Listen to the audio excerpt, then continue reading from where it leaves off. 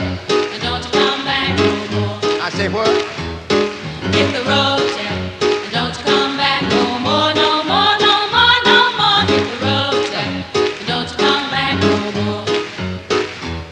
Oh woman, don't treat me so mean. You're the meanest show woman that I've ever seen. But I guess if you said so, I'm gonna have to pack the thing and go. That's right, hit the road, Jack, Baby. and don't you come back no more, no more, no more, no more. Hit the road, Jack.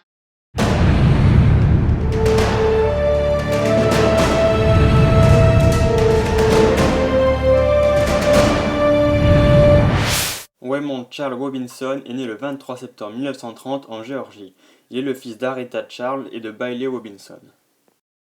C'est un chanteur, compositeur et instrumentiste américain. Il est l'une des figures majeures de la musique afro-américaine. Il touche à de nombreux styles musicaux comme le blues, le jazz, la pop, le gospel ou encore la country. Il est aussi considéré comme l'un des fondateurs du soul. Né dans une famille pauvre, il est élevé par sa mère à Greenville en Floride. Il est atteint dès l'enfance d'un problème de vision et perd la vue à 7 ans. Il prétendra que cet accident a surgi lorsqu'il a assisté impuissant à la noyade de son frère George dans une lessiveuse. Il est placé dans l'institution pour sourds et aveugles de Saint-Augustine en Floride où il suit une formation de musique classique. Pendant 9 ans, il apprend la composition, le piano, le saxophone et la clarinette. Mais malgré son enseignement classique, il préfère le gospel, le blues et le jazz.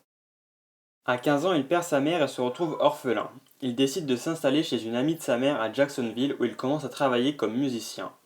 Il part ensuite à Chicago, Orlando puis Tampa où il gagne à peine sa vie comme pianiste dans des orchestres de danse. À 17 ans, il s'installe à Seattle et se produit dans les clubs avec son groupe. Il rencontre Quincy Jones et se lie d'amitié avec. Après plusieurs disques sans succès, Ray est dans les premières places des R&B charts en 1951 avec Baby Let Me Hold Your Hand. Il commence peu à peu à forger sa propre personnalité, s'éloignant de ses premières influences comme Nat King Cole et Charles Brown. Grâce à sa maison de disques Atlantic qui lui laisse carte blanche, il va connaître 10 années de grand succès. Et en 1959, le succès est au maximum avec What I'd Say, qui est sa première musique pop. Ray est décidé à continuer sur sa lancée. Il quitte Atlantic pour ABC Paramount pour pouvoir toucher au public blanc.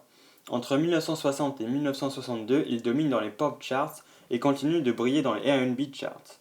Ray Charles réussit ce dont beaucoup d'artistes soul rêvaient, le crossover, c'est-à-dire toucher à la fois le public blanc et le public noir. Tout se passe à merveille pour Ray. Il a même fondé son entreprise avec Joe Adams. En 1965, il fait face à de sérieux problèmes de drogue et se fait oublier peu à peu.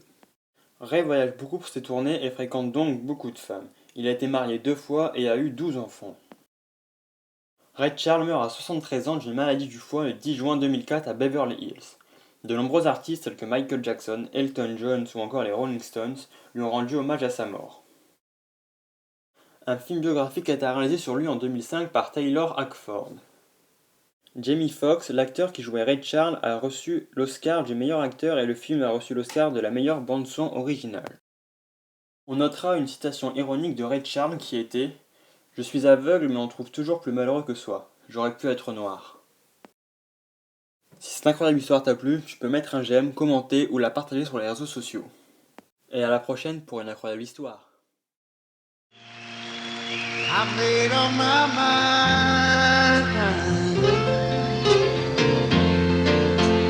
to live